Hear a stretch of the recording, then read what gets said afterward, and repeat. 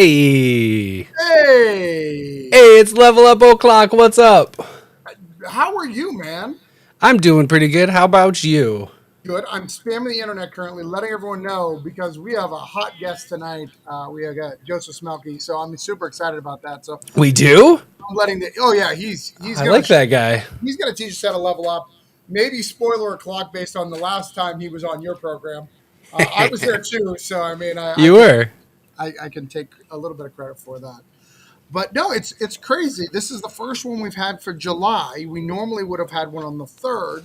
We would, but we're in America. That And the whole third is firework time. right. Well, the fourth is firework time, but people But did it. third is the firework time too. It's basically from like the weekend before all the way through. Right. It was.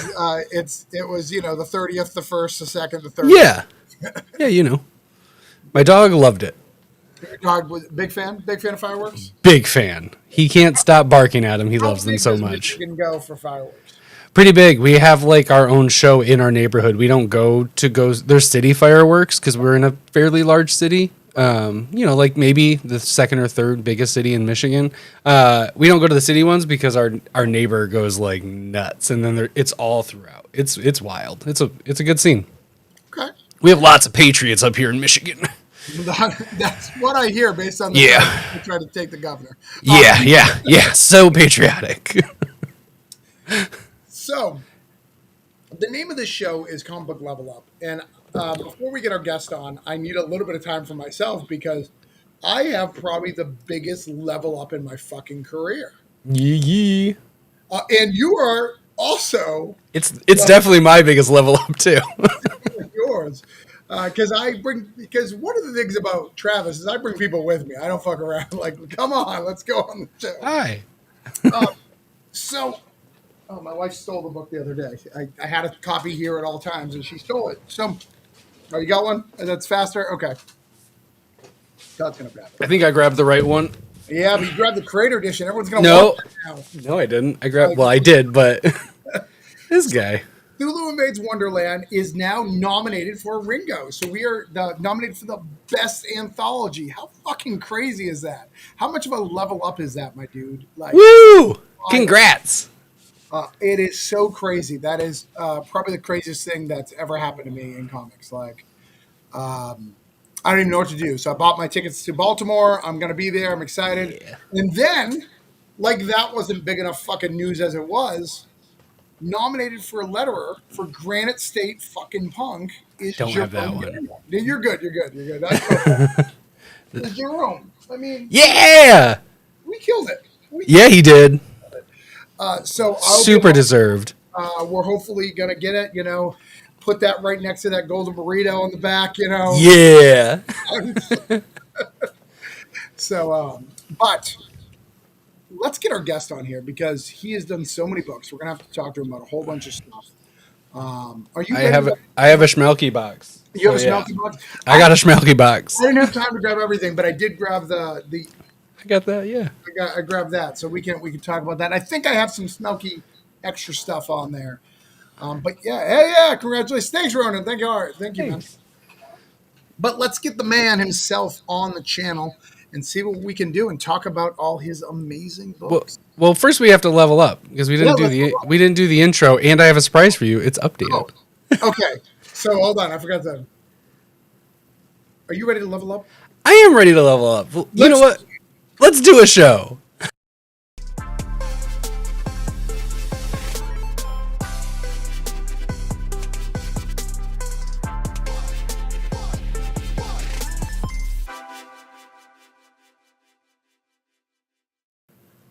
One of the first things I said, hey, you're gonna add other faces. And I said once I have enough faces, I will do it.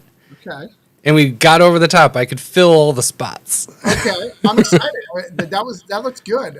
I'm excited, but Joseph has not seen his graphics. It's true. Excited. The creators get so excited about his graphics. I want to be on this show one time so I can see my graphics. There we go. Hey, now you got the Ringo. Maybe I'll bring you on. Yeah, I got to win the Ringo. That's true. If you win, I'll bring you on. You don't fucking just do nominees, Todd. That's true. Leveling up. Nominees is Good point.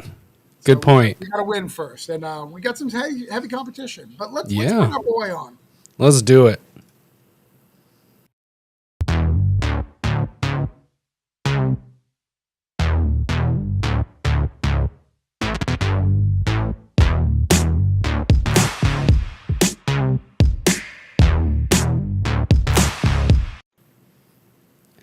Hey, How's it going? it's going. So what'd you think of your fancy intro? I thought it was good. Yeah. You put on some of the stuff I'm actually working on now, which is always positive. Yeah. I try to make it so it's like here's the stuff I love, and here's the stuff I don't know yet, but I'm excited about. Awesome. Yeah. Yeah. No, it typically it's always there's like 2 or 3 titles that always get brought up, and I'm like, I worked on those a couple of years ago. I got other stuff now. So. I can't if anytime I'm ever involved with something that you're here. Electric Black will be brought up and it will be put on something, and then I'll be like, also Murder Hobos on Kickstarter, which is also awesome. Yeah. Yeah. No, that was crazy. I've done 4 comic book campaigns. I did 1 art book.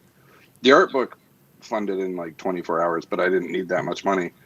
And then my other campaigns, it's never been easy. And this one, it was like just under 3 days, and we were fully funded. So I was like, oh, all right, I'm going to stop being obnoxious for a second and like let everybody mellow. And we're still getting backers and stuff like that. But I don't talk about it unless there's something to talk about at this point. So Sure. That makes sense. Yeah, it's like I had me and Ryan were kind of fighting over which ash. So one of the rewards we have coming up at $10,000 is the original Murder Hobo ash can. There was only 100 copies of that made, so not a ton of people have it. Yeah, I don't have that. That's So now is the chance at $10,000. Everybody that backs the campaign is going to get a redone copy of it. So nice. We're cool. leaving the interiors exactly as they were. Nice. And then Ryan redid the cover, but I liked one cover, he liked the other cover, and we had people vote on it. And I think that was the single most interaction I've ever had. Strong opinions on both sides.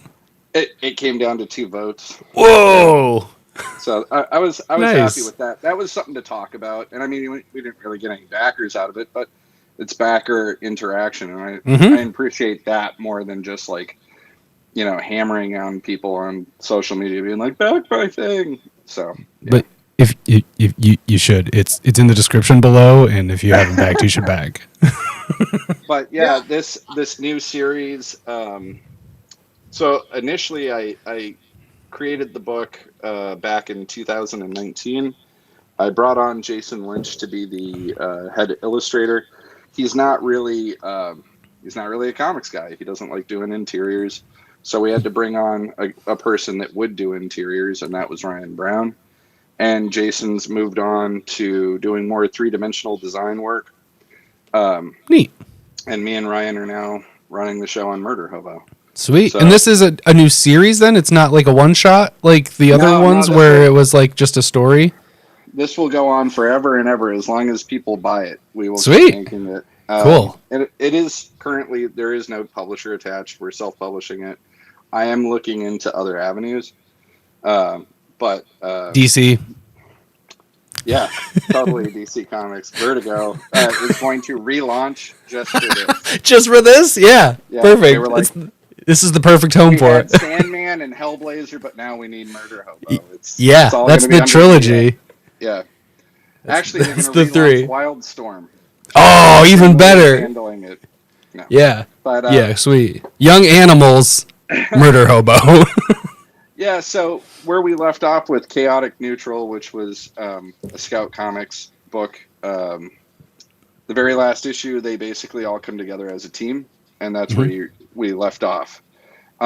So this whole series, it sort of gets you up to speed. Like these are the characters, this is what they do, and they're like heroes for hire, but they're just terrible. They're horrible, horrible people that are addicted, sex crazed, and like. They're also extremely dangerous too, so that makes them an interesting group to follow. But issue 2 is already written. Ryan is working on pages for that now. So the idea is that we're not going to renumber this one. And I know that's like suicide in this current climate of comic books, but I'm kind of interested to see how far we can get Sweet. before people just are like, no, I'm not buying that thing. So Murder Hobo 23? How much do I need to know? dude, after the first 5 issues, I've got this whole story arc where they eventually, you know what, I don't want to ruin it for you, but like things get really crazy. Like they end up in Sweet. the future and Oh, yeah. Cyberpunk Murder Hobo, let's go. well, it's like a utopia until they get there. Oh, And then it becomes amazing. like- yeah. That's great.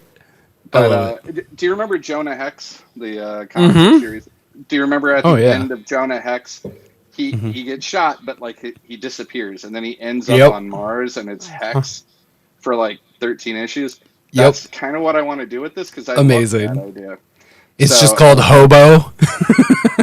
It might do that. It might. I like it. But we will always come back to Murder Hobo for some reason. Like one of them will get left behind, and then it'll just be like him being like, "Where is everybody?" What? Carrying on and doing horrible things. Amazing. But yeah. So that Kickstarter is running now. Again, it's fully funded. We've unlocked 2 of the stretch goals, which are kind of filler things for the most part. I don't mean to downplay them. The sticker is really cool. And the coaster, because somebody was like, "Oh, I need coasters," and like, wouldn't it be awesome to drink and look at a murder hobo? And I was like, yeah, that would be a good idea. So yeah, sweet. But the big one is at 10,000, you get a whole extra comic book basically, and then we get into some other stretch goals. We have this. I have a friend that made a bunch of Hero Quest cards for Murder Hobo. Ooh. So they're going to be called Totally Not Hero Quest cards.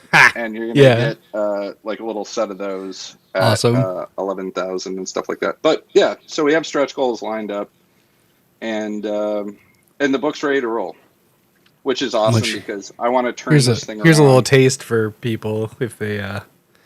Yeah, so we have on the left, you've got...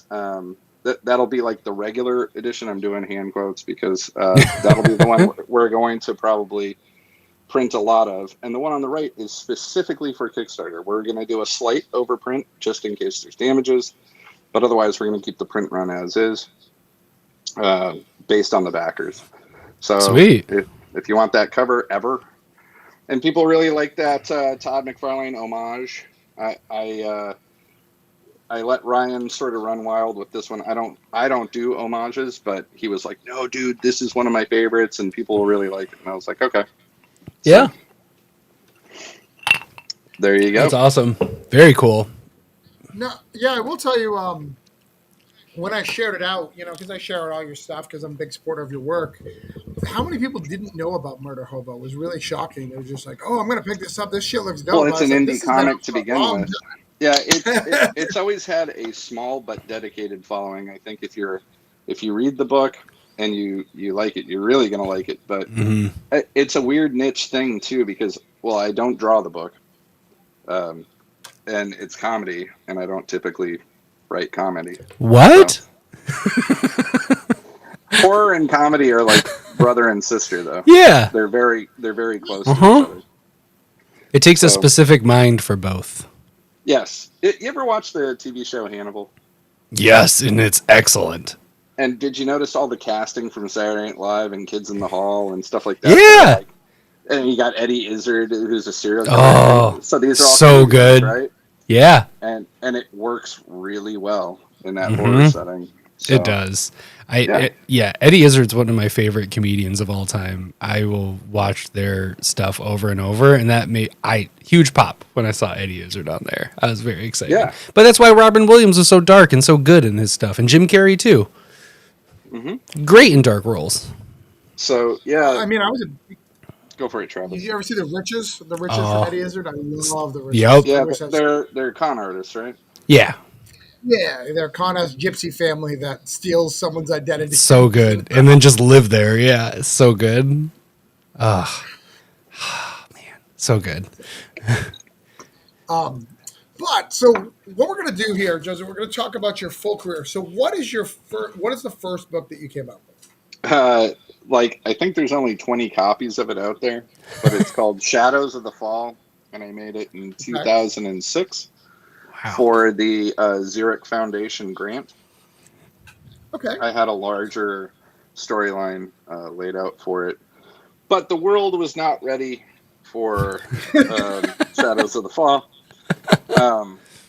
I started writing Calamitous Black Devils after I got rejected from that, and I did not make the book until I had heard about the platform Kickstarter, which was pretty much brand new when I did that. Because before you had to like raise the money on your own somehow, and Zurich grants were like that thing was huge if you got that. But all of a sudden, crowdsourcing became like this reality. So I made the Calamitous Black Devils issue 1 through Kickstarter, and shortly after I made the first issue, I immediately went into the second issue where I was contacted by Broken Icon Comics, and they had seen the first issue and they really liked it, and they were like, "Are you looking for a publisher?" And I was like, "Yeah." So I got my first book published, and that was sold worldwide. They had like Amazon distribution or something like that, and it was a graphic novel only. It wasn't really something that comic book stores were picking up, but bookstores had it. And yeah, like maybe a year after Calamitous Black Devils came out, I started working on my next independent comic, which was The Infernal Pact. And I gave you guys a brief description about how my working conditions at that time. So I was working full time as an engineer, and I'm a dad, so I had kids, or I have kids, and I was making this graphic novel at the same time. I managed to do that within, I think it took me like a year, and I did this whole technique inside of it, which I'll never do again, but it looks pretty good by the end of it. But when it starts, it's kind of choppy and rough. Basically, what I would do is I'd take a full black page and I'd etch out the positive space. So yeah. So the cover is the cover of this is indicative of the interior art. Show me the cover you showed again. Oh, can you not see the screen? No, I guess not. Oh no, it's all right. Here, I'll bring this. Go.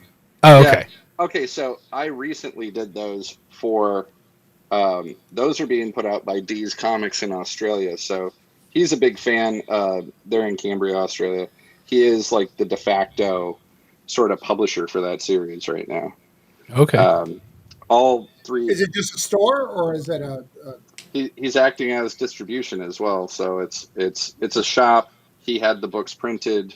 It's a pretty big print run too, but he pre-sold most of it. It's sweet. So allotments are heading to the United States now. Oh, snaps. Yeah. So we can get it over here too? Yeah, it's through D's Comics. DEE''S Comics. I gotta get my but yeah, I gotta write this down. US, I don't think you can get anything like, you can't just buy the first issue. You have to buy the full set or something like that. That's fine. How he has it set up. I've dealt with Bad Idea for like 2 years now. I'm used to buying whole runs and doing dumb stuff to get comics. But these are really nice. He showed me the pre-orders that he's been packaging up, and so it has spot gloss on it. Ooh, so wherever the black is, nice. Or the green, depending on the cover, right? So on the all black covers with the green highlights, the greens and spot gloss, and the all green cover with the blacks and sweet and, spot gloss. So yeah, nice. That was pretty cool. He hit me up directly about producing that, so pretty excited. Sweet. It lives again. Yeah, it lives again. It's again, the interiors are not my favorite thing, but it's like Calamitous Black Devils gave me the confidence to sort of know that like there was somebody out there that was going to get behind a book and buy whatever I was making. And then that led to Infernal Pact, where I was looking at a lot of Goya paint, the black paintings and stuff. And I was like, I want to create something like that. So I wanted something super, super dark and chunky. And I was also enamored with Grindhouse films, and I still am. Yeah. And I wanted to do something like that. Sweet. I love it. That's cool. Well, I'm excited. I hope I can get my hands on it. Oh yeah, Yeah, I think they're still own selling it, but I it. don't think I don't know how I got it. I own it, but I'm not sure where I got it from. Was it Yeah, Kickstarter originally? it was a Kickstarter originally. Yeah. That sounds like Travis. Yeah, The covers for the original Kickstarter were you got a free issue 0. At a certain tier we unlocked it, but that cover was done by Rich Woodall. I did issue Right. 1's cover. Issue 2's cover was drawn by Steve Scott, and that was the first time I ever colored another artist's cover. I've done it a couple of times since then, but that was the first time. And then issue 3's cover was by Charles Wilson. Nice. Good So, group. yeah. I may have bought it at Does Jetpack have copies? I probably bought it at Jetpack. I don't know. Or did it have copies? I really don't know. Like, it's pretty random, the stuff that they pick up of mine sometimes. They'll always pick up Rich's stuff for sure. I honestly don't even know if they're carrying 7 Years in Darkness right now. So. Oh man. Don't know. So what came after Infernal Pact? Where you... Right. So after that, It's I Cherry, made right? Cherry Blackbird. Hey. No, actually, What? no. After that, I made. I started working. No, it was Cherry Blackbird, right? I made a short for Comics Tribe for the book Oxymoron that never got published because I guess the book never came out. And then I was what was it? He was making another Oxymoron. Another. I'm like, Oxymoron's definitely a book that's out. Oh yeah, no. I gotcha.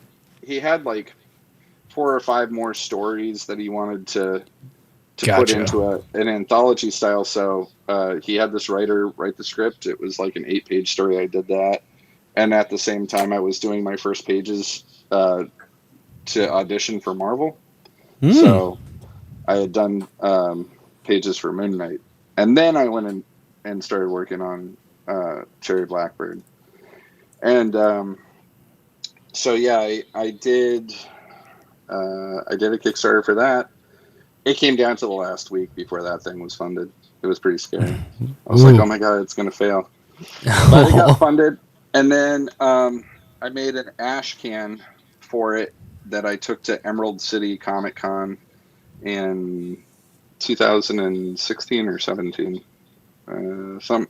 maybe earlier, and it got featured in Bleeding Cool as one of the things to get at that show. So I sold out of the ash cans, pretty much, that I had brought at that point, and that let me know that I was onto something. So I got through the graphic novel because I didn't sell it as issues. I sold it as a graphic novel straight. Oh, this was originally a graphic novel? Yeah, the first printing is actually just a graphic novel. Oh, shoot. I didn't know that. Oh, wow. A 5 different cover graphic novel?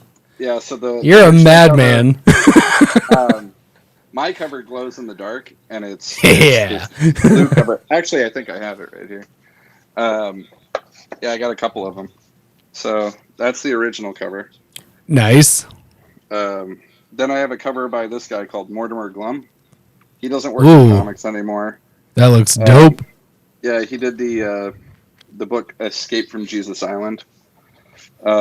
This one's by J.K. Woodward.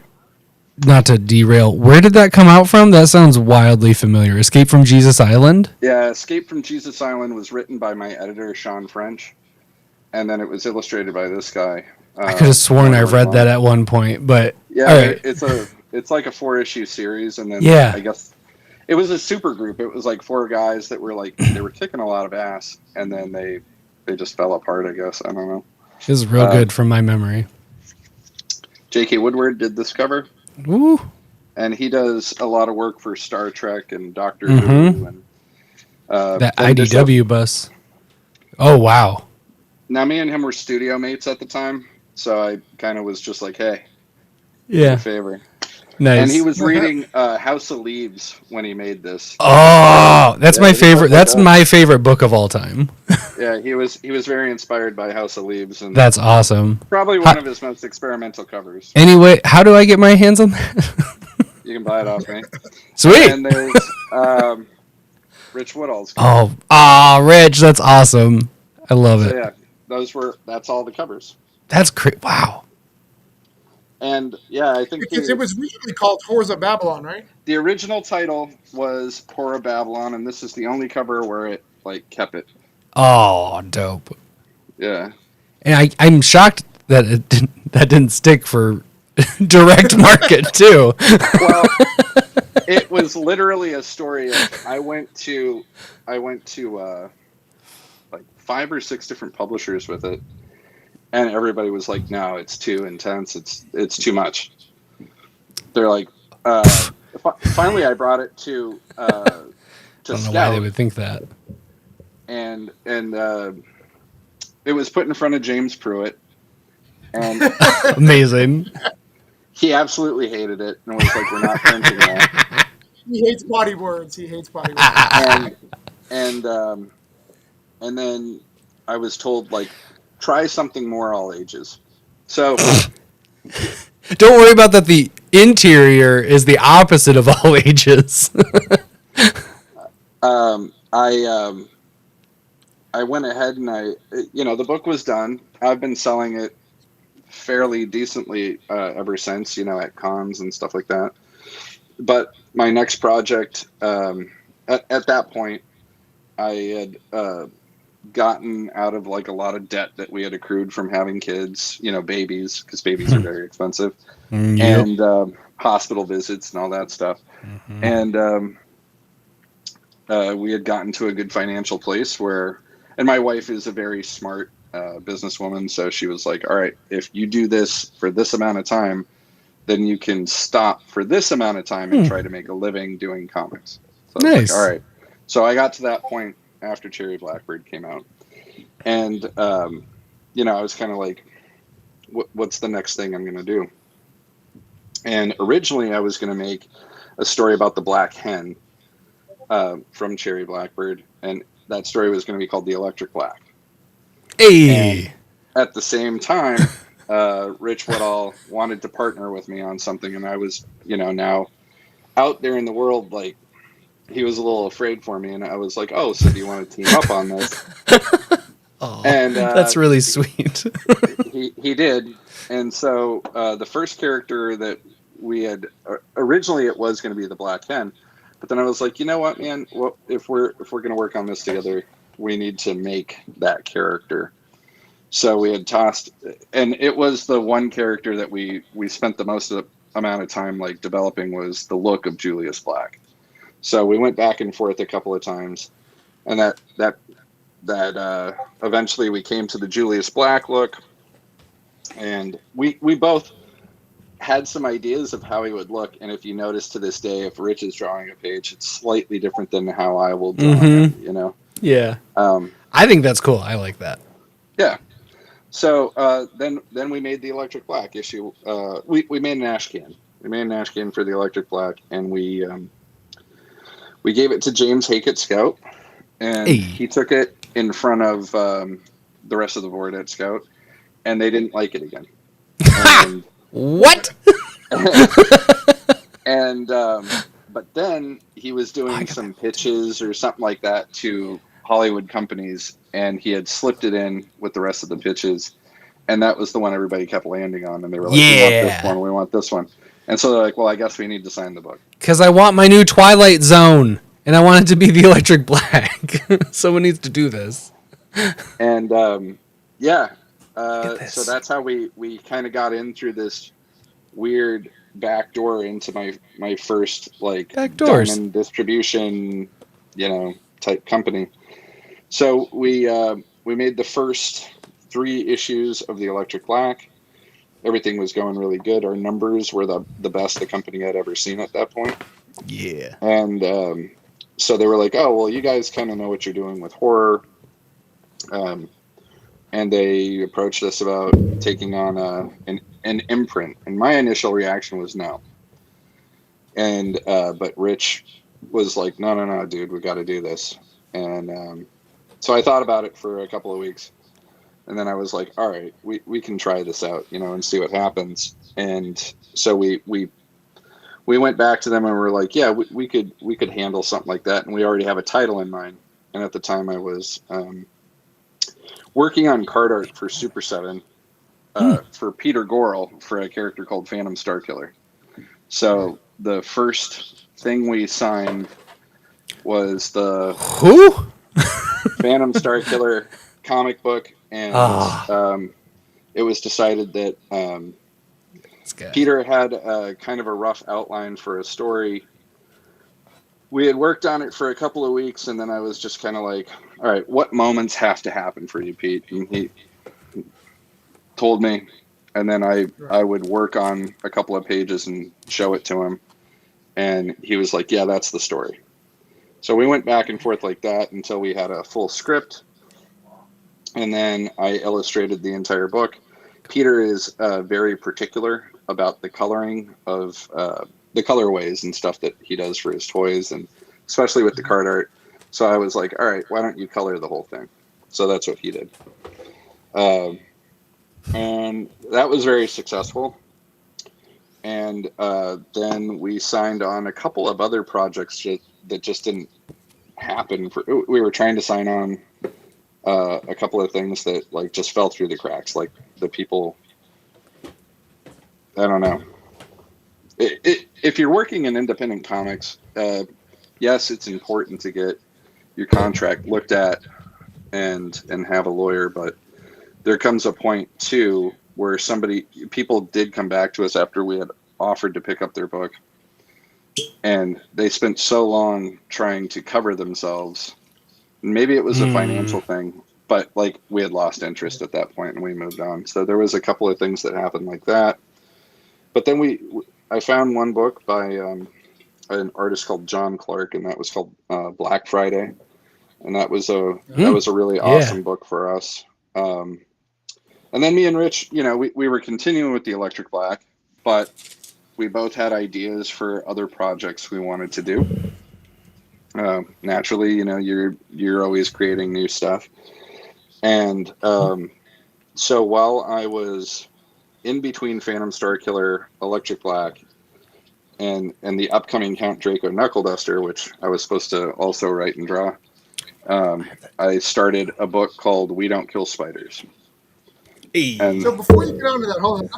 I want to take a step back. All right. I want to take a step back before we go to Don't Tell Spiders, because I'm always fascinated by the Electric Black, because you and Rich are completely different artists. Like Rich loves Fantastic Four and like that stuff, and you tend to like dark grindhouse horror stuff. And it's always fascinating how well you collaborate together and get along. And even when you ran the company of Black Caravan, the books you would pick up, you could kind of tell who picked up what for the most part. Yeah. Yeah. So you just have to trust in your partners, I guess, is the key. Oh, that's just good advice. Yeah, me and him fight, but we don't broadcast that to anybody. That fighting is between us, and we always get over it. Because it's not like good partners. It's brothers fighting over their favorite toy.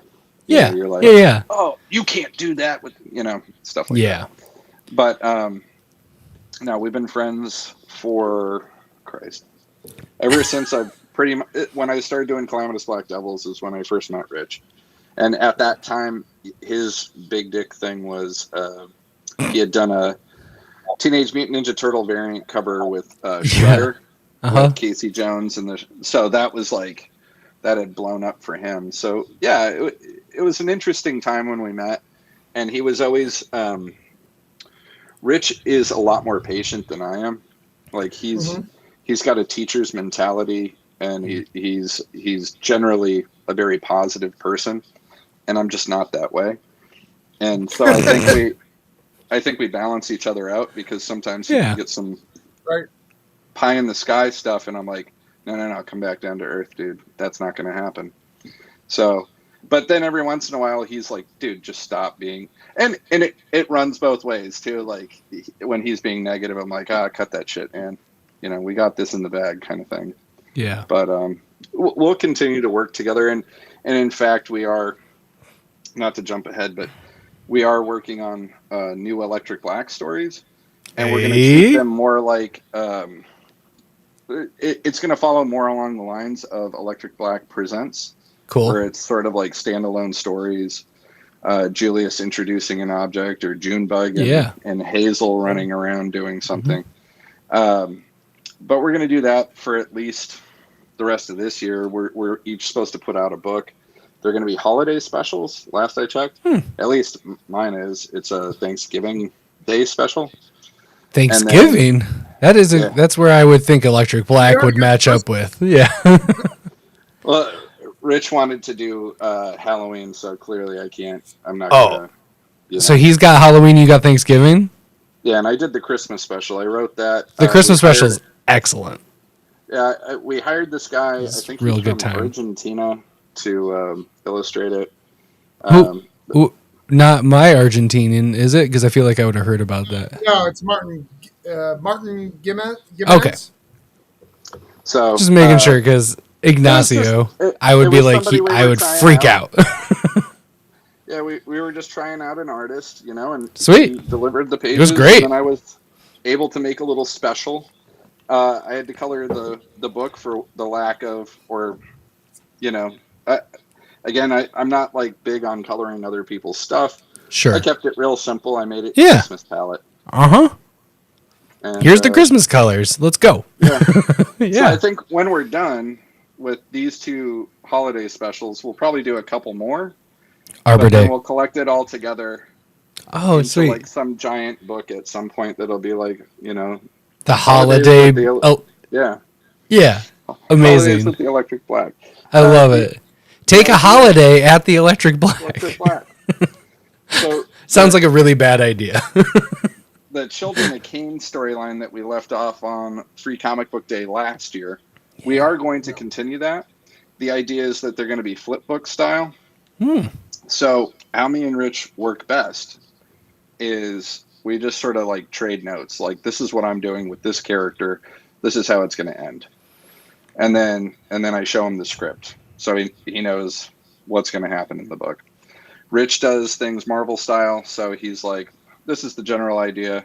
I'll show you it when I'm done. I'm like, sure. Okay. Yeah. I'm a lot more rigid. He's a lot more flexible. And then, so yeah, the idea is that he'll be telling the story of the White Lodge, and that'll be his cover in his side of the book. And I'll be telling the story of the Electric Black. Cool. Nice. For like that's cool. A year. We'll be doing something like that. I like it. And that'll be presents. No, it'll be called Electric Black Children of Cain. Oh, cool. So Sweet. issue 0 came out, and that was a Free Comic Book Day book. So I think you can see right there, like, the idea behind it. And we originally wanted to have that as a flip book, but Diamond does not allow flip book styles on Free Comic Book Day. Oh my God. Yeah. It's just printed. It's an upside down file. It's I know, like we not any different. We probably could have done it and sent it to them, and like, what would they have done? Well, yeah, are they good? They correct it. I'm sure I've seen a flip book on. Come on, we'd have to turn the printer upside down for each one. What are we supposed to do? But yeah, jeez. But the magic behind me and Rich working together is we, in fact, don't really work together. We each take a direction. That's funny. We respect each other. Yeah. The only time we ever really collaborated on pages was Electric Black issue 1. Sure. And each one of us was bat thumbing the art, and to the point where I was like, I can't work with you on pages anymore. So he does his pages, I do my pages, and the first, I think it's 6 to 8 pages of Electric Black until you get to that rat ship story. Yeah. That is where those are the only pages that exist on Earth that we actually tried to work together on. Those are the only collab pages? That's funny. Oh, that's cool. Hard, huh? I love it. We do covers together, but it's either him laying them out or it's him laying them out. And then you're like, which characters do you get? Because I want these characters, You do a draft. Yeah. So I think it's this one. Yes. So this is one that Rich laid out. And of course he took the center, right? He's like, I get Julius and Roy, and then I got Jack in June. Where is it? Lift it, Well, we lift can't it. see it. Yeah, lift it. Oh, yeah. Yep. So I got the edges and he got the middle. But on the other one that I made, I'm a lot more balanced than he is. He gets a little greedy sometimes. Not to toot my own horn, I'm always looking out for people. But yeah, so where were we? Then We Don't Kill Spiders. Yeah, Hey. spider. Which I had. So good. I was drinking pretty heavily one night, and I had the idea to make it, and I had been toying around with different sort of. Originally, it wasn't in the Viking era; it was modern day, and then, but then I had always loved. One of the things I grew up on and really loved was Conan the Barbarian, right? And I wanted to make my own like kind of Conan book, or at least in that era, you know. Mm-hmm. But I always kind of like to draw from not a fantastical place, like some place that you could really imagine existed right here and Yeah. now.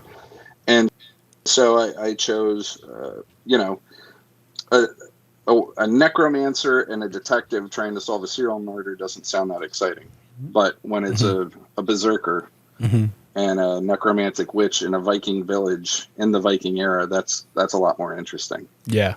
So I had drawn a couple of pages, and I finally had the concepts for Revna and Bjorn down. And I asked a couple of shops if they would do a variant for it. I hadn't even finished the ash can at this point. I just showed them like a cover, and every shop said yes. So I was like, oh, wow. Cool. All right, so people are into this. They liked the pitch. They liked the art. So then I went ahead and I drew it. I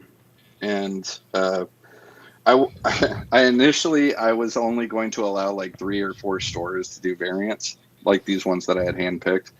And then at the time, I think we were in the height of like COVID or something like that. And the variant market had exploded, and all of a sudden there was like 20 shops or something that wanted to do a variant. And I was like, man, okay. So I think that issue, I don't know who or if it got broken at this point at Scout, but at the time on the direct market, we had close to 12,000 copies, and I had like 20 some odd variants. Wow. So the print run for it was incredibly large, and I did not expect that. That was a really cool moment, and it was my most well-reviewed book from, you know, reviewers and stuff online. So that made me really happy too. That was in the height of my like YouTubing weekly stuff, and everybody was talking about We Don't Kill Spiders. That it was the hot book when that came out, and I never heard anybody go, eh. It was a super hot book that people were like in love with. It's great. It's really good. It's still near and dear to me. Yeah, and, it's excellent. The intention was always that it was going to be like 3 minis that come together. Nice. So what I'm doing is in late September, I'm launching another Kickstarter, and it's going to be for a hardbound edition of We Don't Kill Spiders, and it's going to have a whole bunch of background information on what I did with the book. It'll have a complete cover gallery. It'll have the entire story. It was never made into a graphic novel, so this will be the first time that anybody will get a chance to get it, and it'll be hardbound. I'm having it done in like a purple faux leather with debossing and gold foil, all in runes and everything. God. So, oh no, oh god, I love it. It'll be a very pretty presentation. Hardcover alone, but that sounds amazing. Yeah. So, and then once that comes out, my intention was to start the second storyline Sweet. early next year while I'm working on 7 Years in Darkness. Nice. So, and that is, I'm not going to tell you what it's called, but it's got a pretty cool like subtitle to it. Sweet. Oh, We Don't Kill Spiders : something. Yeah. Cool. Sweet. Yeah. Or it might get. Are you going to at least right now? You want each volume to be that hardbound, same type of aesthetic? Oh, yeah. Okay, because then that's easier for me to commit. Because the worst part is when you get this really awesome like volume 1, and then volume 2 is like, here's like, it's a thick issue. It's like, no. No. So where we left off in We Don't Kill Spiders is the Black Goat of the Woods is basically in northern France, and they're in pursuit of this creature. Yeah. It kind of leaves it open, like they're going to go off and explore, but like when we get to the beginning of this story, Revna is slowly losing her mind because she's lost her connection to her deity that sort of kept her powers in check. So now all these like the dead just keep bombarding her. Ooh. And so Bjorn's trying to find a way to unlock a way to communicate with the Queen of Shadows so that Revna can get her mind back in order. And at the same time, this cult is rising up in France and butchering people. So awesome. Essence of Cobra cool. with Stallone. Nice. Yeah. But yeah, so that's the second storyline is going to take place in like Northern Europe, and they're feared, right? They're Vikings, they're raiders, yeah, and like people there are just like, what the hell, you know? These people are no good. We don't want to help them. So it's an even more like tough situation for them. Awesome. The movie rights for that are currently under contract with a company called Blackbird Entertainment, and they made Freakish on Hulu. They made Todd and the Book of Pure Evil, which was a very popular show in Canada, and they did. They've done a bunch of like film and TV for streaming. So sweet, that'd be cool. I talk to them like once every 3 months or something. Yeah. But so yeah, that's We Don't Kill Spiders. Then I went and I made. I think I was on issue 2 or 3 of We Don't Kill Spiders when I made Count Draco Knuckle Duster, Right. which was the follow-up to Phantom Starkiller. After that, I always miss one, and I even owned that one. Which one? Count Draco. I own it. I also have. Oh shit! 1 second. I think he's saying wasn't there 3? Wasn't there Phantom Star Color, Draco, and then wasn't there a third one, or did There's supposed to be 4? Okay. But at this point, I'm no longer involved with the project. Yeah.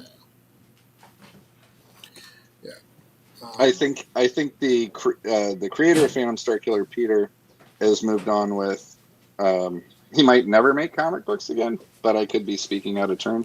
Sure. I think he's teamed up with another artist at this point, and they're trying to make a go of it. Here. So I forgot about. Oh, you've got the legendaries. Yep. So I made that. Like I said at the beginning, the first crowdsource thing I ever had funded immediately was an art book. Rich took notice of that, like the popularity of it, because it's an 11 by 17 art book. In case the scale doesn't come across while I hold it. There's also a legendary for We Don't Kill Spiders. What? Yeah. Fuck. Yeah, We Don't Kill Spiders and Electric Black, right? Oh, both legendaries. Electric Black didn't get one. I would know that. I'm trying to think. There was White Ash. I got the White Ash one too. White Ash Recount was just made. That was a brand new. That one I have on my list. But that was Rich's brainchild. It's so he was cool. like, he's like, that 11 by 17 format art book is really cool. He's like, that would be awesome to see your pages at the size that you draw them. So we made those legendary editions. I wish you were in your studio because I'd love to see like your setup. I'd be curious because this is. I love this. It's so cool to see like a little look-see inside. My studio is a lot of action figures. I love it. That's all the more reason. I've got the only 10.0 of We Don't Kill Spiders #1 up on the wall. Amazing. CGC graded, and I've got a 10.0 of the Ash Can. Nice. For 7 Years in Darkness. That's cool. That's like my walls are kind of barren because, there's bookshelves everywhere loaded with toys, but the area in which I like draw and write, I want it to be blank, so I'm not influenced distracted. And yeah, that's cool. So I do keep art books near me because I've got like a Tim Sale book and I've got Bernie Wrightson, and I've got Oliver Coipel, and Ooh. I've got an eclectic group of artists.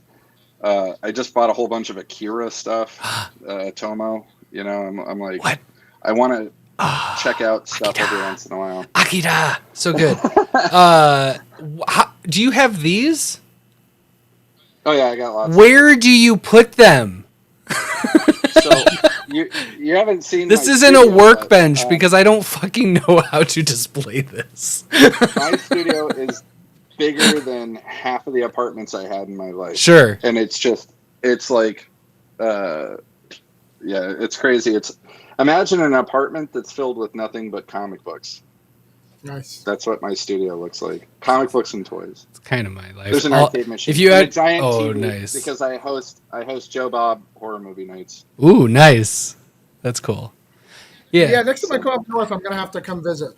Oh yeah, yeah. It's I think you'd dig it. And right across the hall from me is Ben Bishop. So we crossed. That's cool. We used to actually studio go. together at a different place, but we both upgraded. Ben Bishop was the first person I've seen who actually has an active fan club that follows him around. It was so weird when we went to Granite State. Like all these people were following him. The Bish And kids are pretty.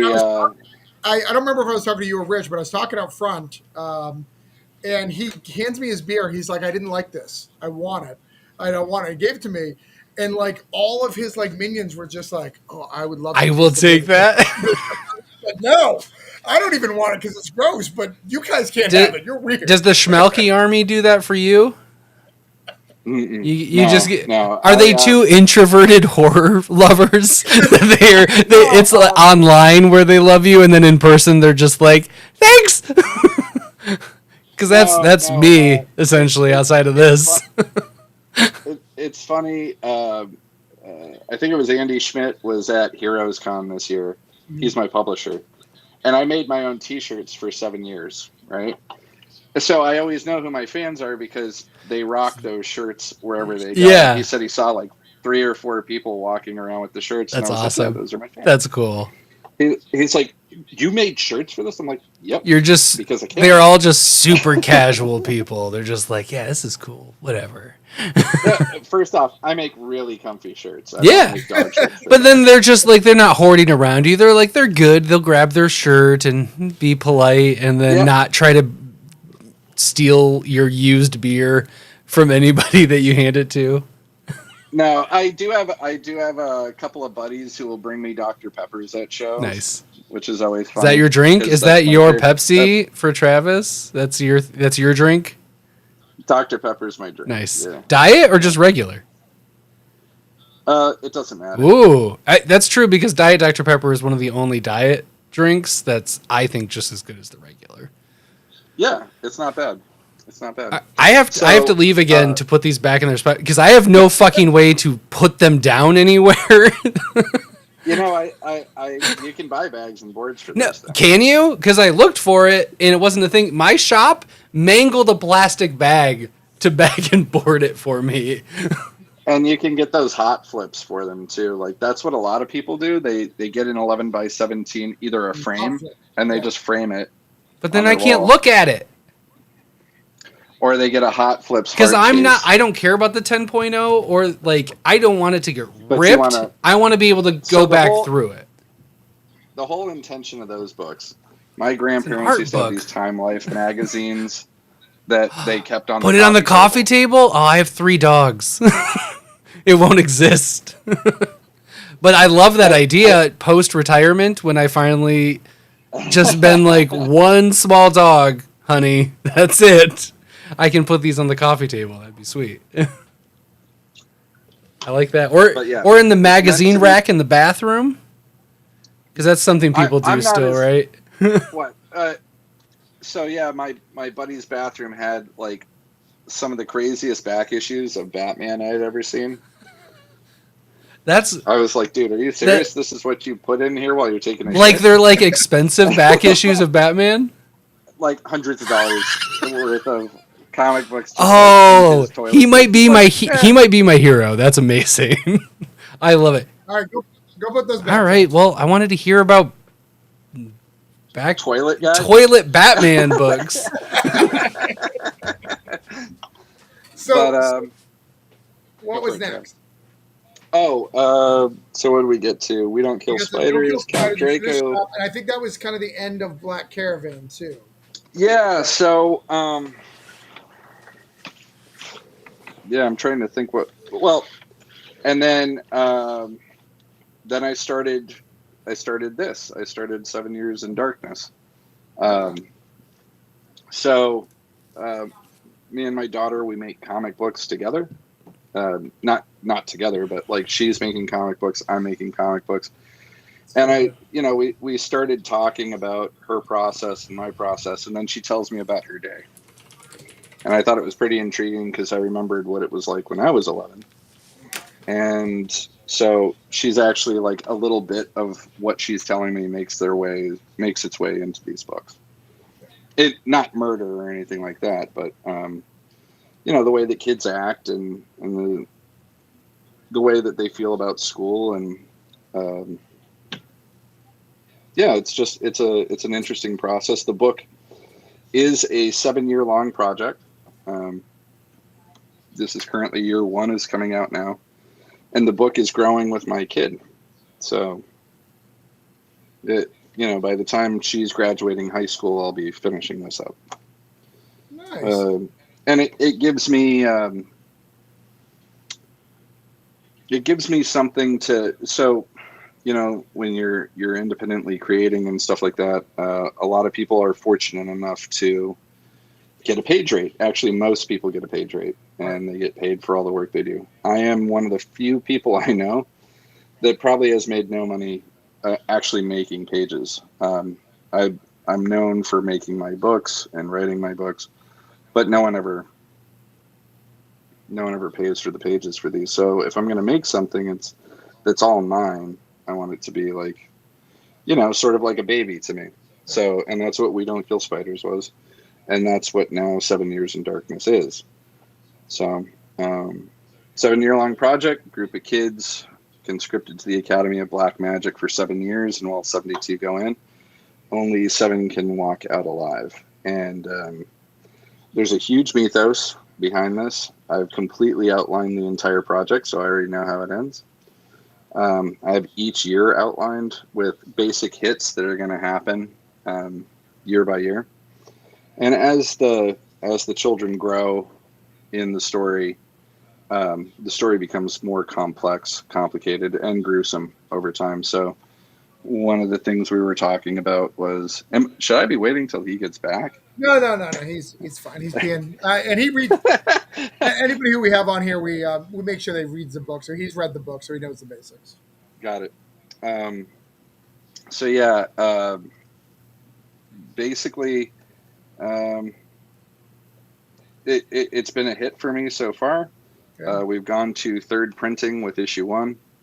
CEX is a relatively new publisher, but it's run by a lot of ex-Marvel and DC people. Recently, we just acquired a woman from Vertigo.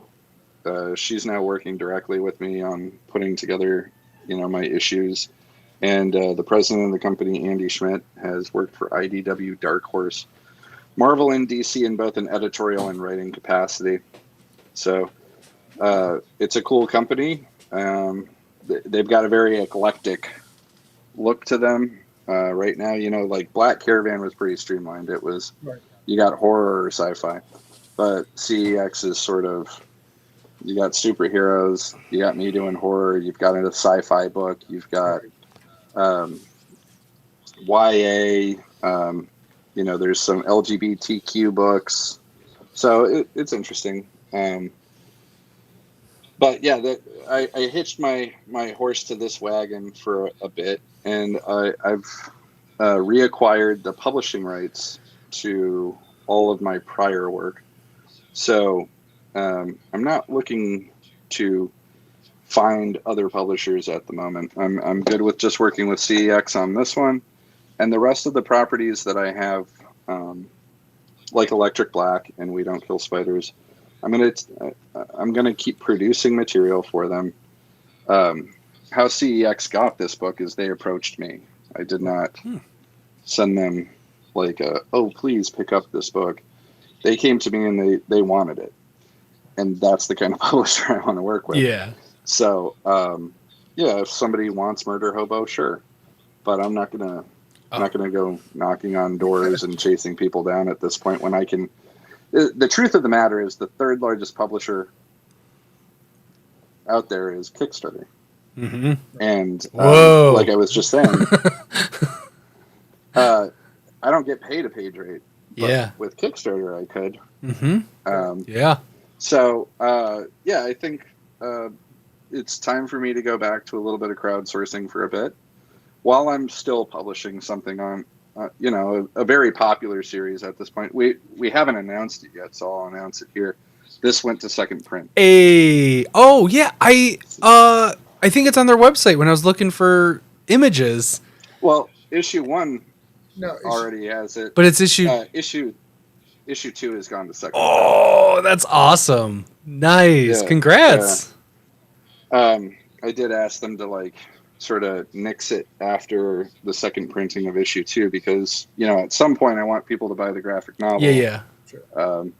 We've got some really cool stuff lined up for the series this year. So issue 4 will be coming out around, I think, October. At the same time, we'll be soliciting, it's called 7 Years in Darkness, the Shamir Worm, which takes place in year 1. And so every year of this book, there'll be 4 issues, but there'll be sort of side stories that I'll be making as well. And Shamir Worm is the first one. Cool.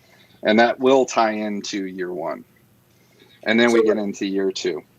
So the series is 4 issues long? Year 1 is 4 issues. Okay. But in actuality, it's 5. I say, if you looked at year 1 as the collected will the thing, trade have all 5 then?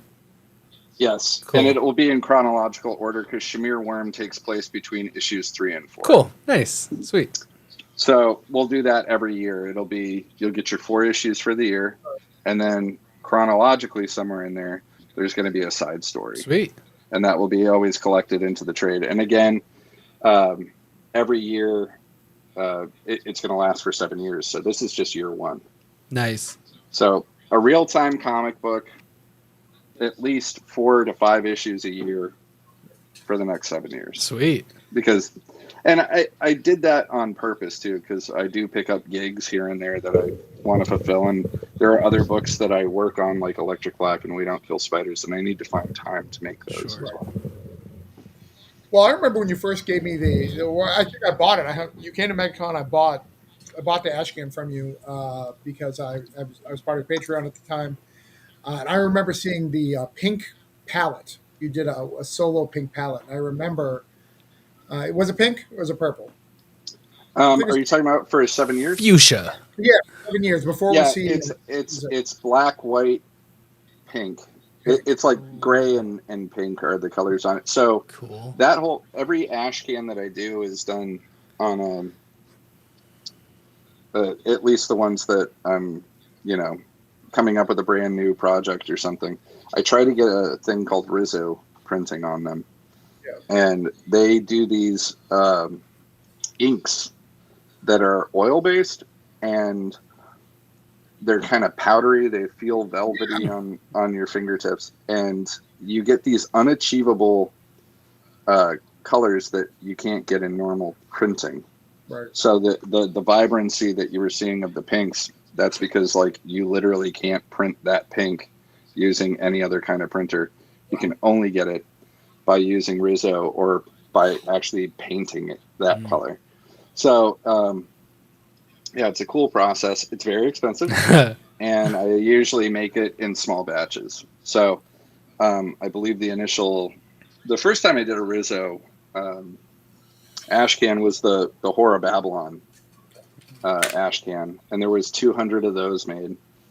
The second one I made was Murder Hobo, the one that everybody missed because there was only 100 of those made. Oh, man. Then I made 7 Years in Darkness, Rizzo ashcan, And the latest one, which is coming out through my Patreon, is the new Murder Hobo series, which is all done in it's like a violet and pink, so it looks Cool. really cool. Nice.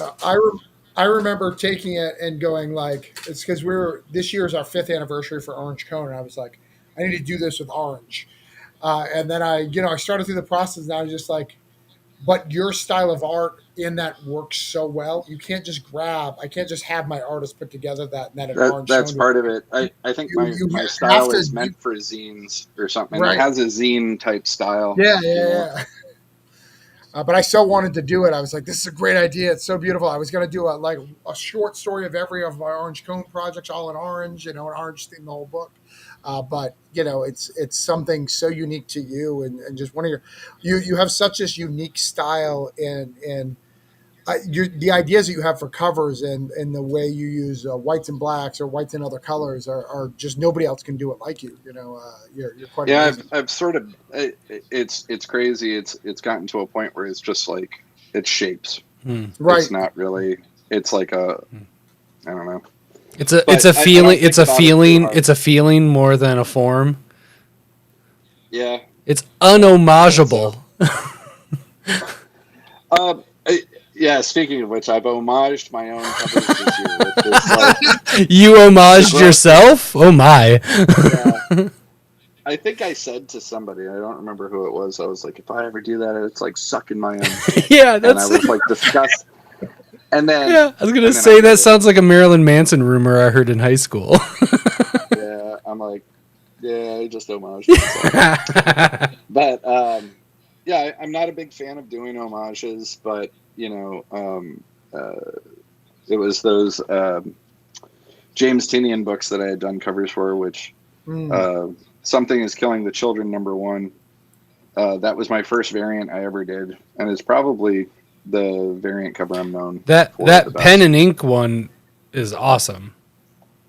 Yeah, it looks really cool. Yeah, I don't like the big blue dot. sure. That they put Yes, on it. that is a little much. I get it for But it for the A cover. It's a little for the variant. Yeah,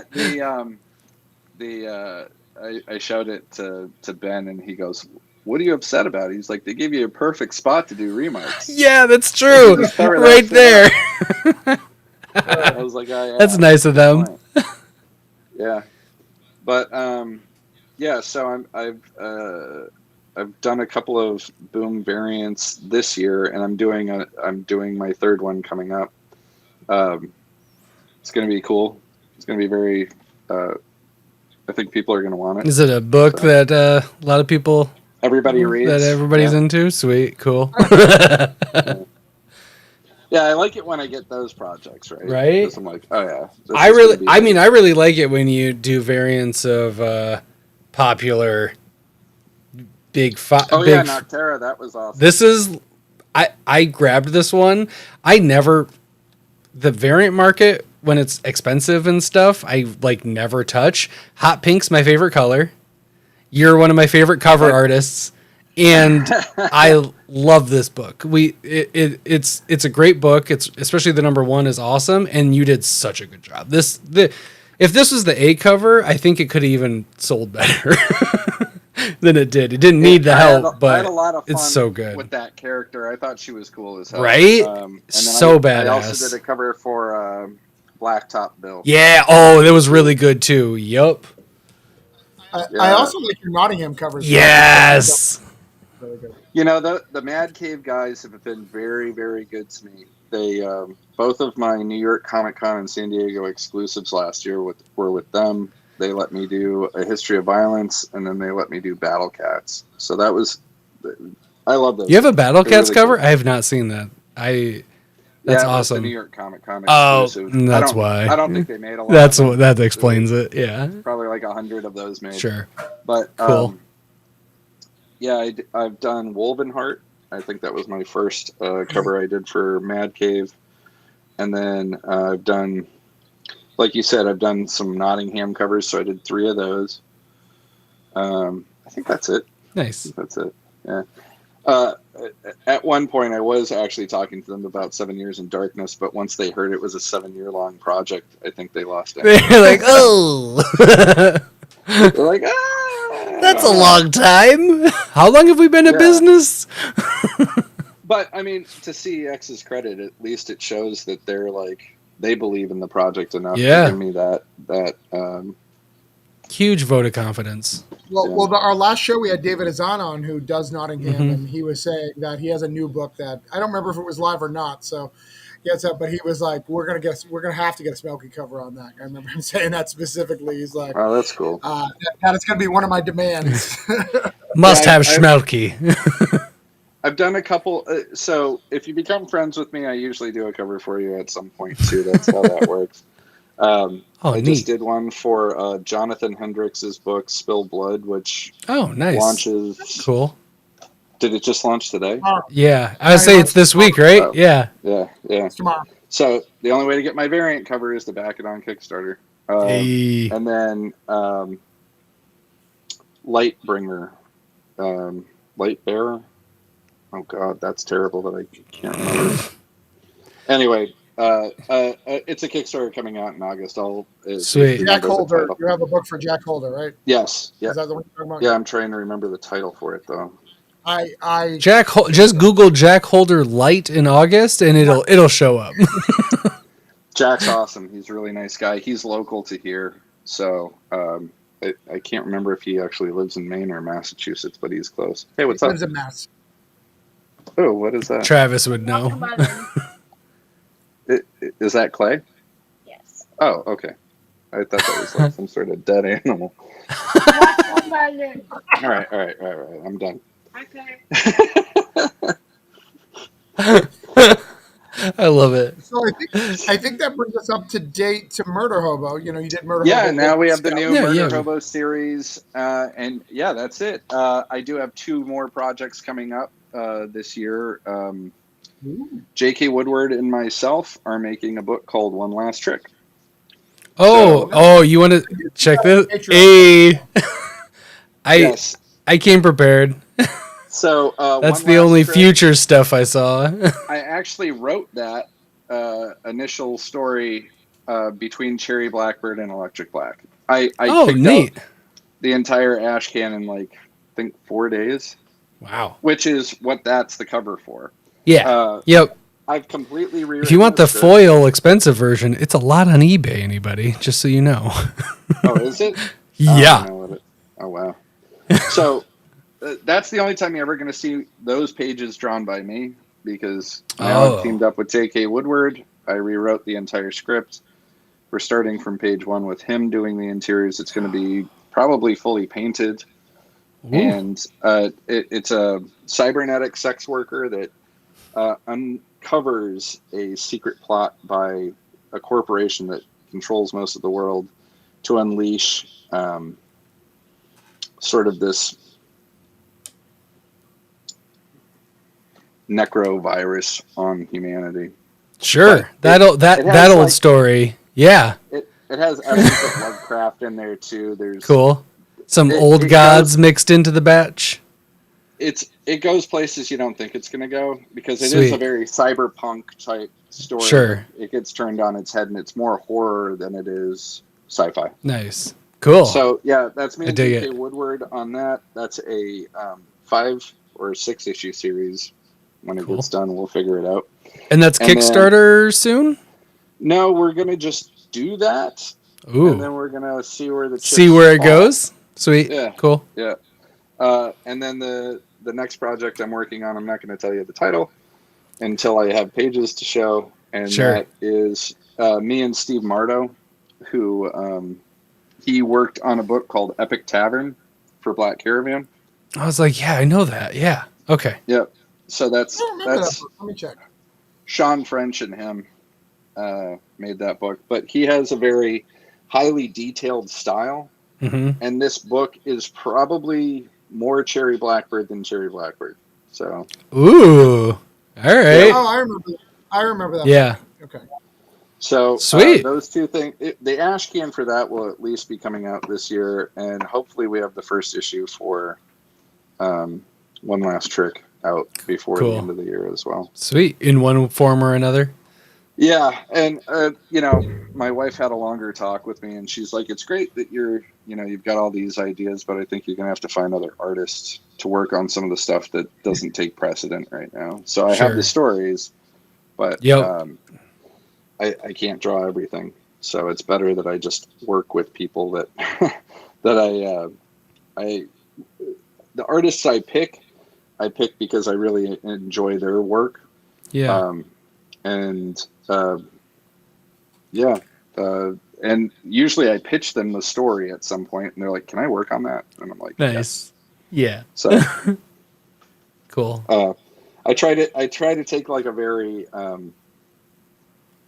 not a very heavy-handed person when it comes to like getting likes or anything, or getting people to fall into line on something. Like, yeah, I can want you to work on this, but I'm not going to come out and say it. You want So them why to not? want to work on it? Yes. Yeah. Yes, that tends to.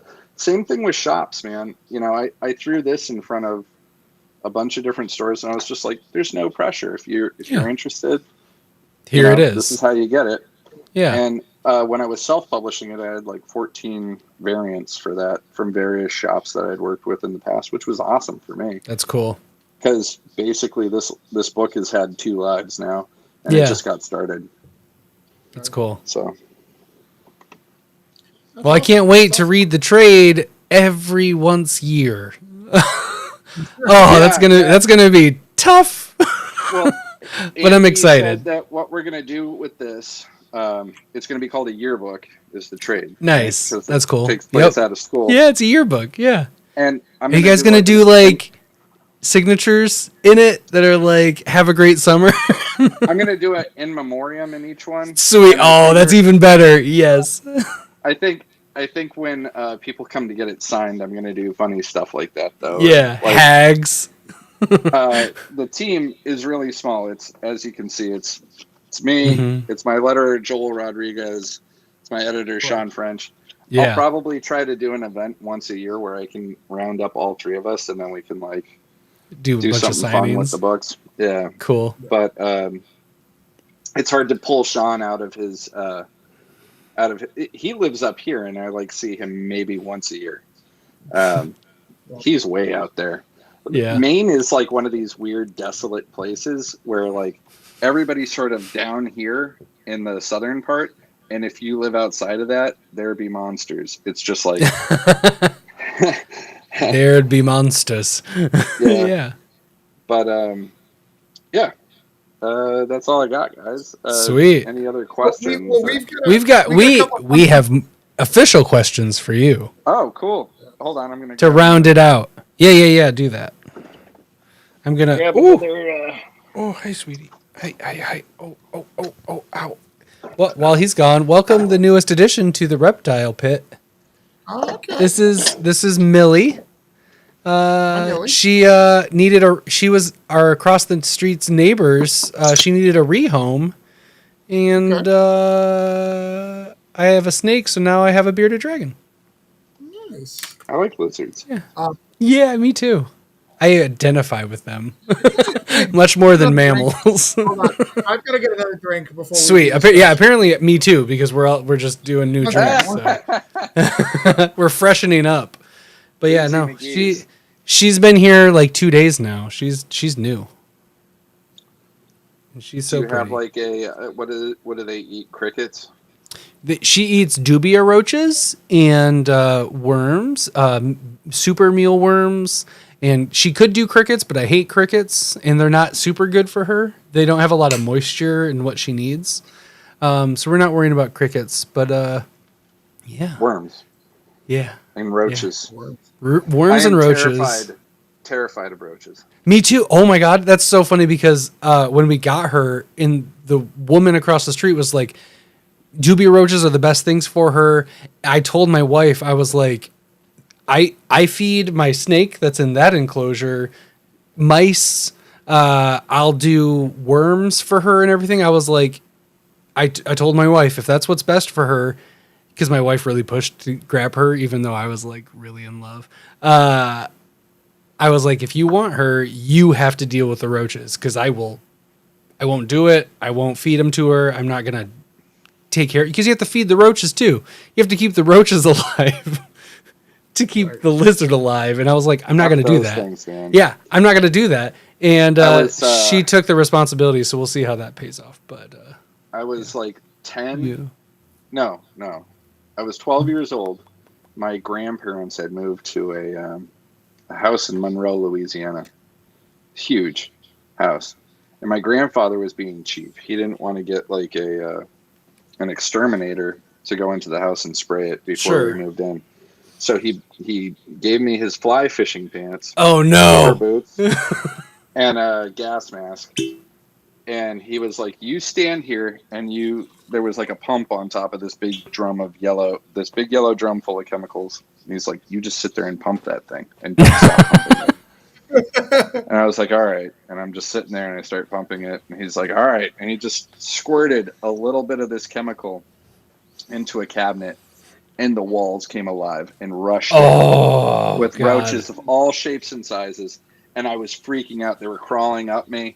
And he's like, "Keep pumping that thing." And I'm like, "Oh." And so a whole night of being covered in roaches and then getting into parts of my clothes and stuff. It was just a lot. And then we killed him.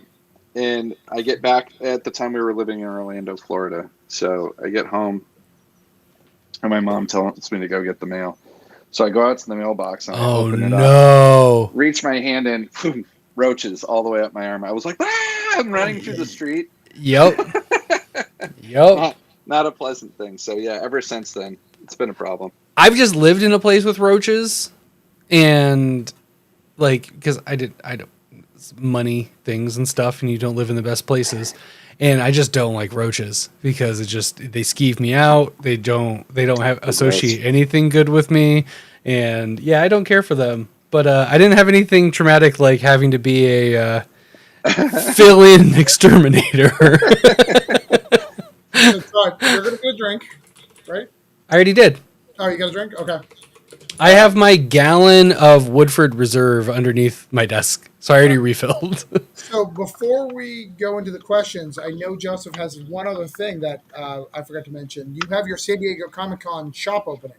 You don't shop all the time. Do you want to talk about that for a second?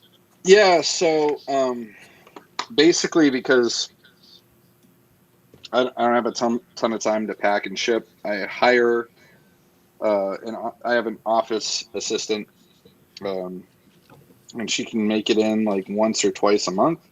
So when she can make it in, I usually open up my store, and so that's why my shop is closed down all the time.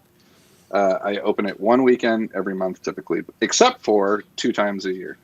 For San Diego, I open my store for the entirety of the San Diego Comic-Con. Last year, I was at San Diego, and I had my shop open at the same time, so that was pretty cool. But it's a little bit harder to manage the store when you're in another spot.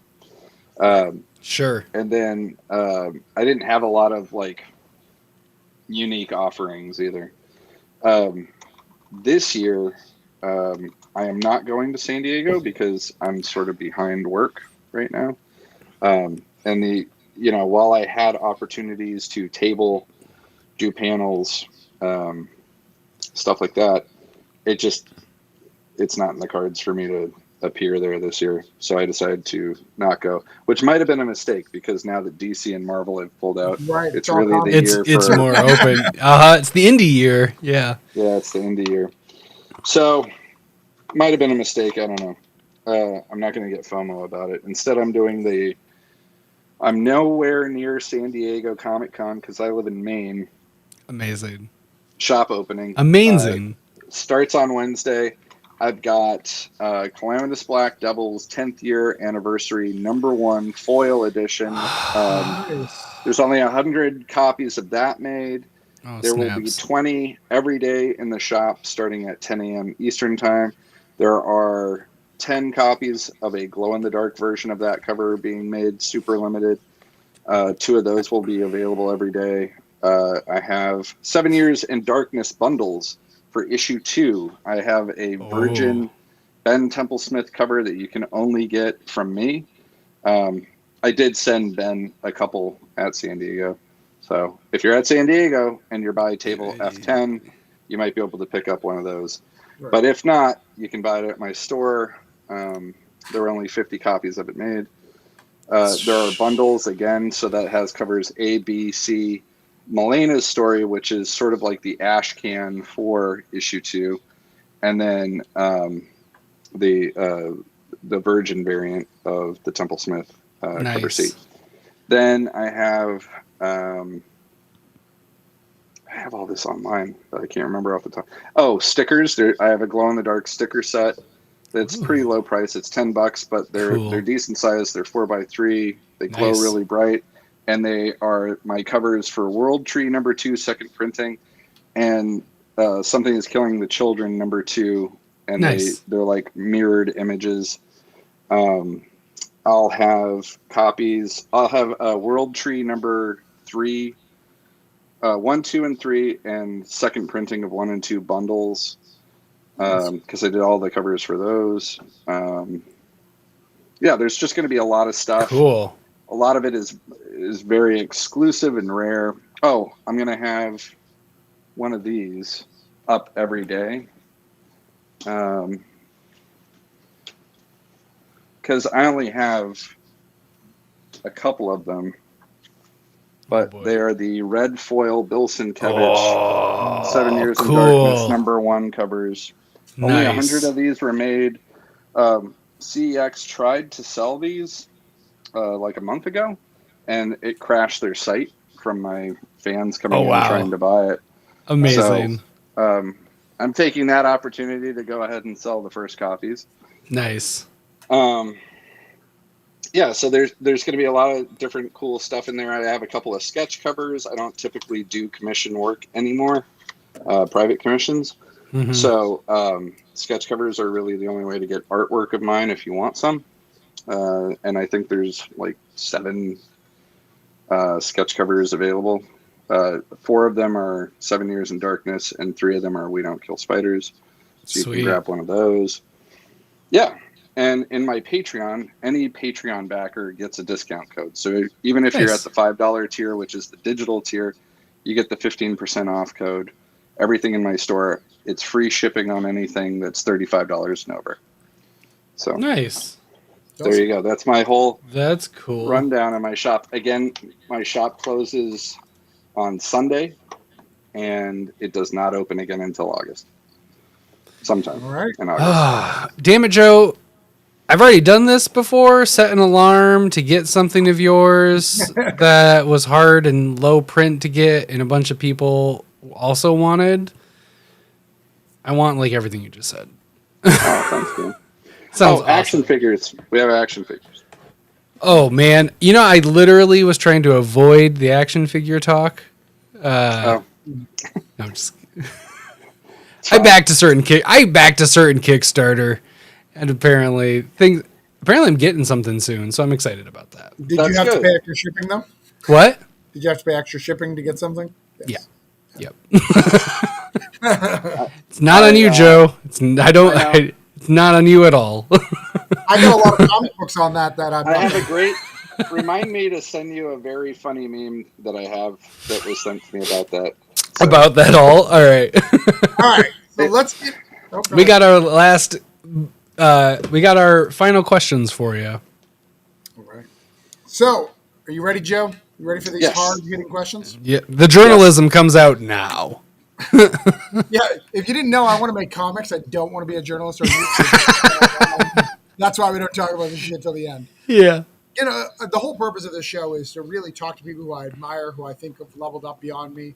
Kind of get some insight for other people, and see how careers go. And everyone talks about their new shit. They're never going to talk about their like fucking long list of things. And I think your whole story is interesting, not just the newest thing. You know, you have a really dope long list.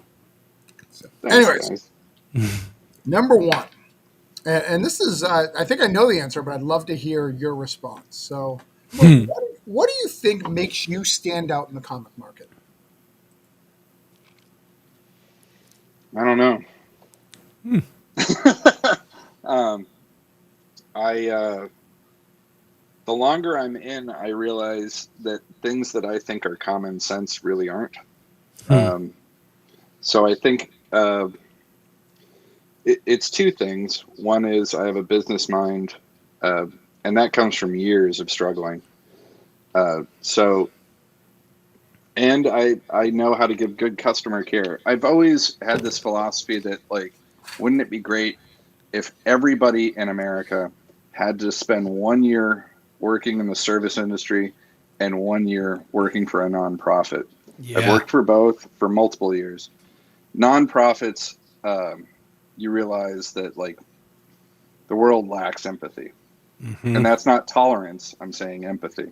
Yeah. So two different things. It's really hard for the average person to put themselves in someone else's shoes, and I can. Um, so I realize when people are struggling. And then service industry just teaches you how to be a decent human being. Mm-hmm. So I'm both of those things when I'm meeting people for the first time. I always give respect. It's very easy to lose my respect, but I always give it. You don't have to be anything up front. And I think being genuine helps your product work. Like I said, I don't take a heavy hand to anything. I'm very like, I've got this. You might like it. You might not. I've been told I have a shitty attitude, but generally, I think when people get to know me, I'm all right. I like the idea of like whoever says that to you, you feel like you deserve it. If you think I have a shitty attitude, that probably speaks more to them than you. Because that's how I am. If somebody thinks that I'm an asshole, I'm like, you were probably an asshole first. Sorry. I've learned it's best to be direct, and sometimes that can come off as being Sure. a dick.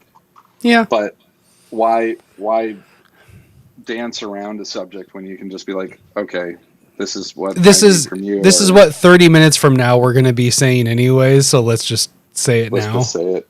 Yeah. That being said, I always show respect. You never know who you're talking to, so it's just best to be polite. But as far as what makes my work stand out, I think I have a particular style that looks unique. Maybe that's what makes it stand out. But that doesn't excuse like the writing. I don't know what that is about because people tend to like my stories too. I'm not like a traditional writer either. It's not like I was some genius, 20-year-old that was writing this. I had to live life to figure out how people actually interacted to have something to say. Yeah. So I love your art. I bought the Noctera. I'm obviously a big fan of your art. The stuff you write are the things that I love the most. Thank you. It's that point of view. It's the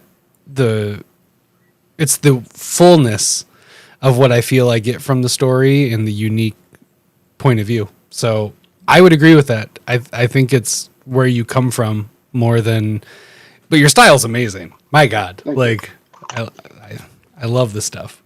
I think the most important thing I can say about my style is that I'm observant, and I always listen to peers, and when they give me advice, and it's helped me improve over time. And I'm still learning. I haven't reached my what's that whole thing where she's like, this isn't my final form. Yes, you're I not haven't there reached yet. my final form yet. I'm still excited to see striving that. to find it. I think that the constant struggle to never believe you're in your final form is probably really important for the line of work both of you are in. David Harrigan, Scarecrow Oven, that's his like moniker. He does a lot of heavy metal album covers, works for Marvel. He does Mondo stuff. He did the Mondoids. When I started out, he's from here. He lives in New York now, but he gave me a lot of good advice. And one of the best pieces of advice was, well, at first he said, you're always going to be chasing money because people are wicked flaky. Yeah. He said, but you have to be your hardest boss, because when you're an artist, everybody's going to tell you it's good, but it's not. You can always do better. It's really hard to tell somebody their art's not good. Yeah. You can say it in very nice ways. There is nice ways to say it, but to blatantly tell somebody, it's almost impossible. Yeah, you can crush somebody pretty easy. Yeah. Artists tend to be very sensitive. Yeah, for sure. Like I take the stuff I don't do anything. This isn't my career. But like if you were like these graphics are like really shitty, I would be like, well, that's going to stick with me forever. Every time I do something, it's going to come up because it's really hard to be honest with that kind of stuff. So yeah, people are going to tell you it's good, but then when you get paid for it, that's when you find out if people really think it's good. You know what's funny? Most of my peers don't say anything about my work. Unless I'm in like a portfolio review. Sure. So, like Fred Von Lente was very direct and critical of my artwork when I met him early on. If you don't know what his work is, you can Google search him. Yeah. Pretty big deal. And Hey, so I think your artist for the oxymoron is here. Hey, Philip! What? Hey! Was that your guy? no, I was the artist. Right, no, but that was your writer that you've partnered Oh, with. no way. Philip. Hey, Philip! Yeah, man. We talked Nice, about you okay. earlier in the episode, dude. Yeah! Yeah, I We- never saw the light yeah. of day, and I included you in my portfolio of like work that I had done through time, and you were in a spot between Infernal Pact and Cherry Blackbird, I believe. Yes. Yeah. Yeah, if you weren't here in the beginning, if you go back, Joe talked about it. Yeah. So it's brought up because I was like, oxymoron, I actually know what that is. Like, I love that because Comics Tribe, Sync and Oxymoron, The Standard. I'm a big John Lee's guy too. I'm a Joe John kind of guy. Why don't you type in both of our names together and you'll get an awesome review of the Calamitous Black Devils where he totally shits on that book. It's awesome. Oh, really? Yes. All right, I might do it. I might print it out and put it somewhere because Yeah. I love that stuff. No, wow. That was my first Amazing. review I ever got on a book, and it was brutal.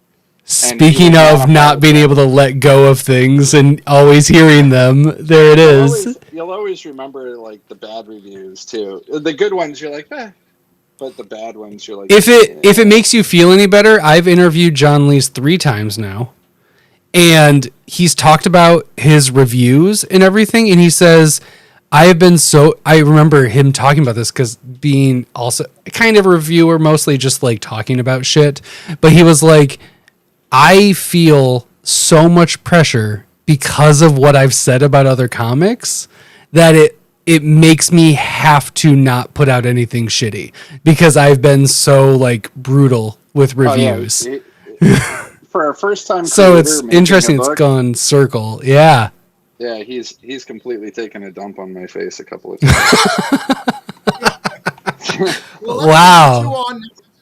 Yeah, we are the beef squashers. We've decided, even though it's really just been Travis with the beefs who have squashed them. I think bringing on 2 other people with beefs would be great because also, I'm sorry, John Lee's and you would make a wonderful coupling of something. I'm good. But I understand now that that's just not a thing. I love it. All right, so as that's what makes you stand out, and wow, we organically came to such a wonderful segue. When you get those bad reviews, when you are told things that make you feel down, or just money, business, whatever that makes it difficult, what makes you keep going? So, yeah, it's one of these things. I do have a pretty dedicated fan base at this point that really enjoys what I do, and I keep making money doing the thing I love. So that's not a problem. I think most creators have to figure out what their market looks like, right? And if you're not making Batman or working for Marvel and DC, you're not a gun for hire. You're an independent creator. I can tell you almost every year it's the same thing. And I'm saying it now, but you watch, I'm going to react the same way next year. Every November and December, Like nobody's buying anything because it's the holidays. And frankly, I don't care. The holidays, because they're I'm spending the holidays. because That's right. They're buying stuff for other people. Then it gets to January and February, and I'm like, oh no, my career is over. Nobody's bought anything from me in 3 months. I immediately open up my commission list.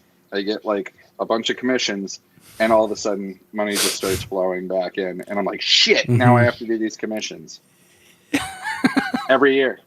Every fucking year. The cycle of pain. The only work I really, and it's not like I hate doing commissions for people, but the honest truth is like, I don't want to draw Spider-Man. I don't want. Yeah, you don't want to draw somebody else's stuff. Yeah, and at this point, I mean, I don't want to work for Marvel or DC. Now, if I was offered a job, would I say no? No. Sure. But at the same time, I'm not like hungering to do that. I say that, and Rich talked me into signing up for a DC portfolio review. So this will be my first portfolio review in Oh wow. like 7 years. Wow. And the last time I had one, it was Cherry Blackbird was the book I had. And both Marvel and DC met with me, and they had a lot of like positive things to say. They told me what I needed to improve, and I took all the advice. And it made me a stronger illustrator moving into Phantom Starkiller and Electric Black and all those books, right? To where I am now.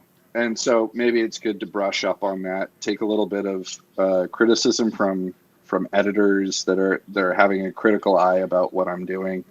Yeah. And I don't foresee myself getting a job offer, but I'll walk away with like a new perspective on where I can be better. Hey, when that happens, if we reach out to have another show about that process and how you feel afterwards, if you're in for that, I would love to hear about that process and how you feel shortly thereafter it. You mean like getting your portfolio reviewed? Yeah, and just going through that process, because that sounds extremely interesting, especially from you are very well established in the indie scene. Like you're definitely what one would call an indie darling, and getting like, it would just be interesting to hear your thoughts and feelings after that experience. I think because this it comes down to this. Do you know who Christian DeBari is? Mm-hmm. Yeah. So he meets with Marvel, and they offered him. I don't know if I'm even supposed to be talking about this, but they offered him a gig on a book.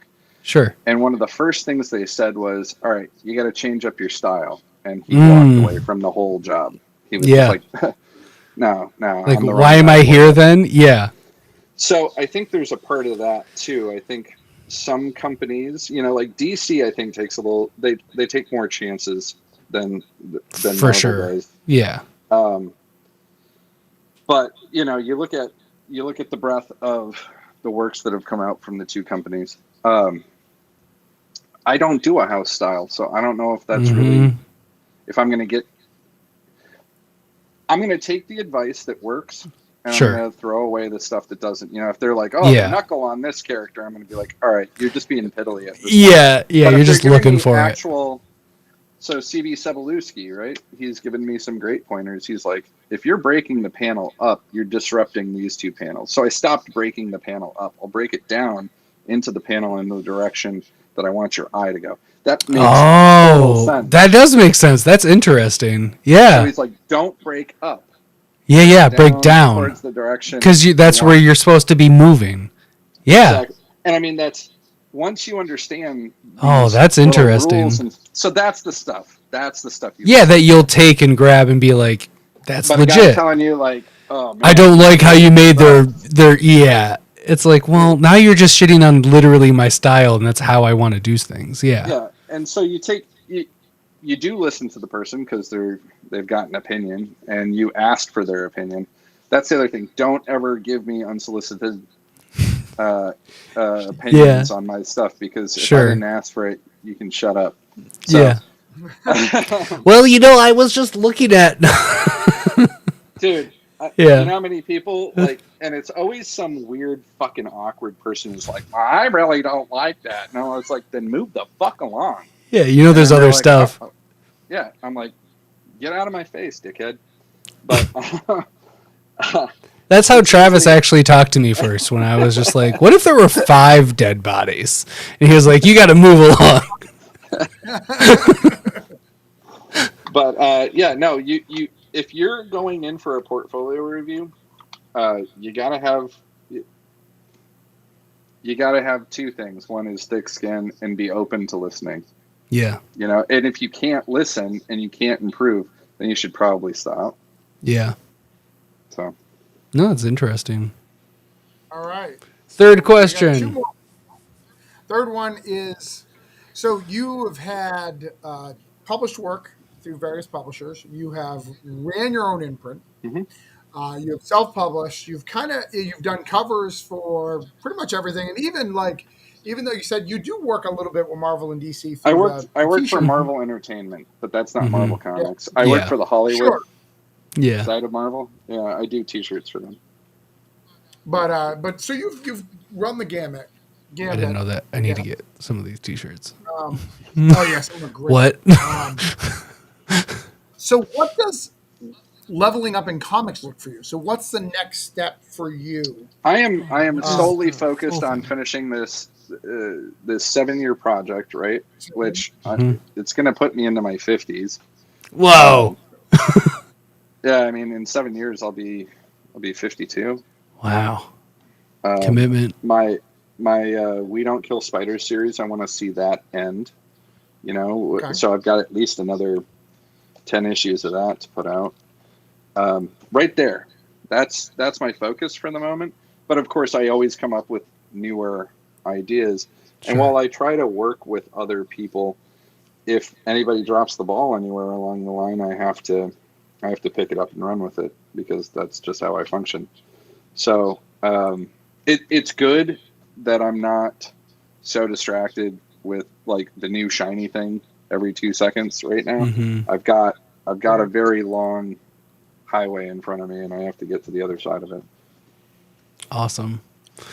Last question, which is usually Travis just kind of gave it. My last question. Yeah, because yours is never mind. Doesn't matter. So that's your next level up.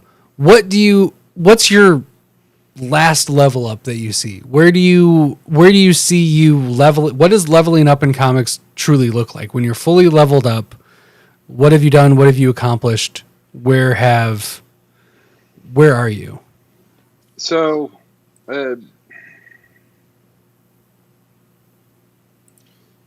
I guess at some point it would be stupid to say I wouldn't be working on something that wasn't like already pre-established to show that I could just do it, right? It's kind of like Yeah. David Lynch made a G-rated film that was Mhm. totally like linear, and that was called The Straight Story, just to prove to everybody that he wasn't like Mhm. this. He's not totally just a freak. indie- Yeah, he's not like I'm not some like just I know how to actually direct. Yeah. So I think at some point I'll have to show everybody that I can actually do something. A YA too. book. Yeah, Superheroes. Yeah, a Capes book. but yeah. Other than that, there's a couple of properties I wouldn't mind playing around with at some point. If I was given the reins to do so, I'd be happy to do them. Anything in particular? Legion of Monsters for sure, Oh. and Constantine. So if I was working on one property or the other, that would be pretty cool. Oh my God. Green Lantern is my favorite. I have a Green Lantern tattoo. I First love off, Green Lantern. I love Green Lantern, but I don't want to work on Green Lantern. No, that's fine. Oh, that's wildly justifiable. Like, that is Grant Morrison doing Green Lantern was the best thing that ever happened to me, because I was just like, I love that he's tackling this clusterfuck. Constantine is my close number 2. I adore Constantine. It's my next tattoo that's going right here. It's him lighting up a cigarette with a tarot card. I got my artist lined up already and everything. You doing Constantine would just be perfect. Oh my God. Well, I would the fucking reason freak I out. The reason I want to do both of those is Constantine.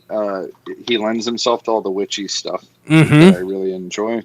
Yep. And then Legion of Monsters, I don't feel like Marvel's ever quite gotten horror right. Yeah. And I think if I got Well, to play in that playground, Tales of Terror was pretty good. so my team leader for Legion of Monsters is Shrek. Terror Oh, Incorporated. amazing. So right That's there, great. it's like it's not the Yeah. Legion of Monsters you think you're gonna get; it's the one I'm giving you. Sweet. So, yeah, I've even like started to draw it a couple of times and Cool. walked away from it. But, Yeah. Because I- that's, yeah. But that's yeah, amazing. I love I'd it. like to get one of my books into Image at some point. I think that's about For sure. the height of indie publishing. And then, but yeah, where do I see myself? I try not to focus too far ahead. Sure. I try to stay present. I don't think enough people are present. Yeah. I don't see myself other than, where I am right now. And like, I can always look forward to tomorrow and improving on things.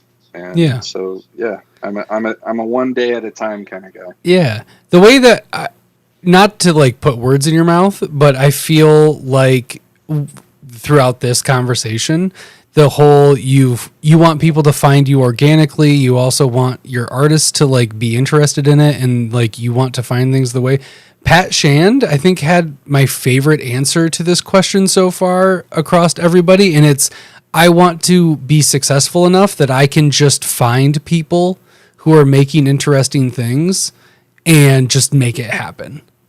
Like that's his ultimate level up. And it feels like you would enjoy that spot too.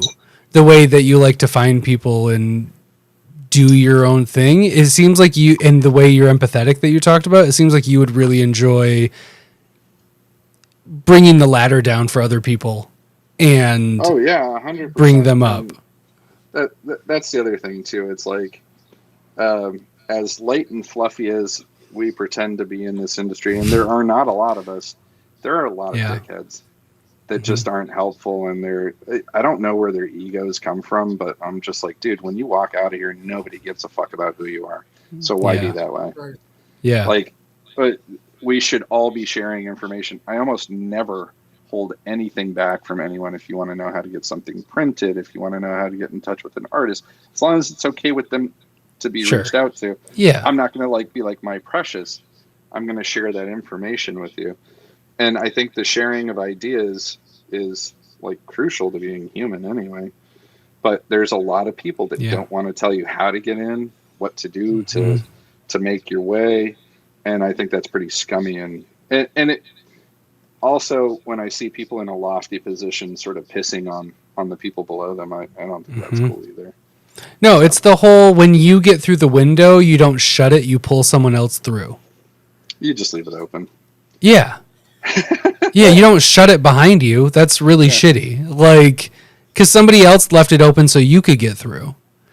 Like, Well, The only Yeah. the only reason I can think is that people don't want so many sharks in the tank, right? sure. They think But there's finite resources. They think it's a pie and you get a section and there's nothing else. But When it's not. I'm not that way. I'm like, no. The more in here, the better, because you're going to drag in like your crowds too. you know, Yep. and- It just makes the metaphorical pie bigger. well, and I don't talk about it much, but it was Joseph and Rich that brought in Grand State Punk. It wasn't Scout. Yeah. Scout didn't choose that book. It was Joseph and Rich that decided that Grand State Punk is, and it's been my most successful. It's up for a Ringo for lettering, you know. So you're going to Baltimore, and they serve you a chicken dish with Ooh. a crab I'm cake. Love a crab and I cake. think mashed potatoes. It's the same thing on the Ooh. menu every year. And That's you're gonna awesome. get a cool. You're gonna get a pin. You get a cool Ooh. little I'm a Ringo nominee pin. Neat. And I get two because my book is for letterer And for Yeah, anthology? Yeah. I think you should get two. Yeah. They probably will give you two. I love it. but it's gonna be great. No, but Ringo- the You Ringo can, you can Awards make is that a fun. stretch goal. Just make sure you get all your liquor in early, because Ooh. once the Ringo Awards start, they shut it off, Oh. which I think is a huge. That's a fucking mistake. good tip. Yeah, you might want to bring a flask or something. Smart. Because if you Yeah. win, you got to go up and talk in front of everybody too. And I want to What- see what you were you like nominated for? crazy fucking drunk. Yes. Because I gave you the worst advice on it. Yes, I love it. Joe said that I should have like 6 drinks. Schmalke I'm said excited. you guys are going to cut me off, but I was able to keep drinking. Yeah. It's great advice. Comics are awesome. I know Rich is at Baltimore. Are you at Baltimore too? I don't do that show. Okay. I love that phrasing. I don't do that show. I love it. That's Rich's favorite show. Oh, that's his domain? Because you guys can't collab, so you just stay away from the conventions he does. I don't piss in Rich's pool. Sure. Yeah. You each. I love the same way you have to draft which characters you guys do. You also have to, like, at the beginning of the year, it's like, what? All right, what conventions are we going to? I am dragging with. So I got invited to Rose City this year, and they're like, "All right, we'll fly you out, give you a room." And I was like, "Awesome! I need Rich Woodall." And they're like, "Can you share a room with him? And then we'll fly you out and we'll fly him out and give him a table." I was like, "Yeah, all right." Aw, that's amazing. I love it. I don't want to be in Portland, Oregon by myself. I hate going to like a show far away and not knowing somebody. But at least while we're there, me and him can actually work on something together. Yeah, you guys are just working while you go there. I love it. That's great. Well, we spent some time together at Boston, and it's like I said, he's like a brother. So yeah, it's always good having him around. That's cool. He makes me feel safe. Oh, your So security blanket. Yeah. By the way, that guy is terrifying when you wake him up out of his sleep. I was at Heroes Con. He had UFC blaring on the TV. First off, it was humid as fuck in that room too, and there was like 4 of us. And then the lights were all on, and I came in, and you know how a hotel room, it has like the hydraulics on the door, so it kind of slowly closes, and then it just goes boom. Boom. He jumps up, and I don't know if he was wearing any clothes, but he had like a sheet around him, but it didn't look like he was wearing anything. He's like, "Ah!" And he looked like he was about to attack me, and I'm like, "Are you fucking kidding me?" And like the TV's on, the lights are on, and that closing is what woke you. And he just stared at me with dead eyes, and then he went back to sleep. Oh, amazing. I love it. A frenzied Rich Woodall would be terrifying. Yeah, I bet you he could fuck some shit up. He's got big arms. Yeah, he seems like he would be menacing. You said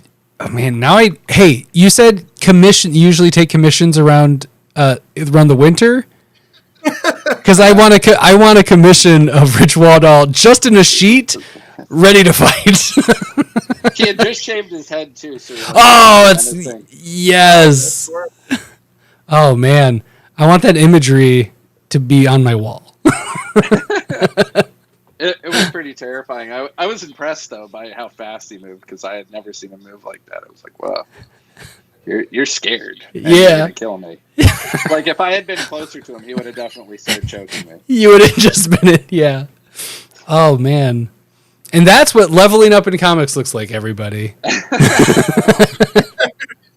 Getting to room with Rich Woodall angrily. Well, that was the last foray of Black Caravan as a company out in the comic world. We had set up Amazing. at Heroes Con. We had our own Black Caravan booth, and it was like a. Oh yeah, I saw pictures of it.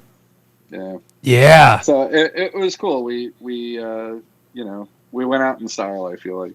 Yep. Amazing.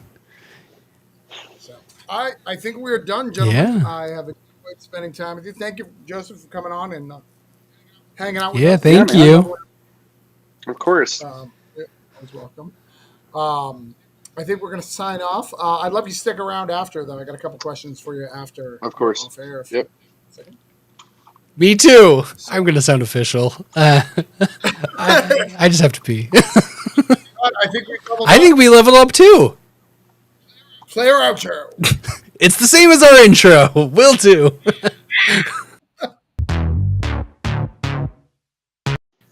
That's just Joe. That's the wrong one. Wrong one. But it's real cool. You should go back and watch it if you didn't see it. The beginning.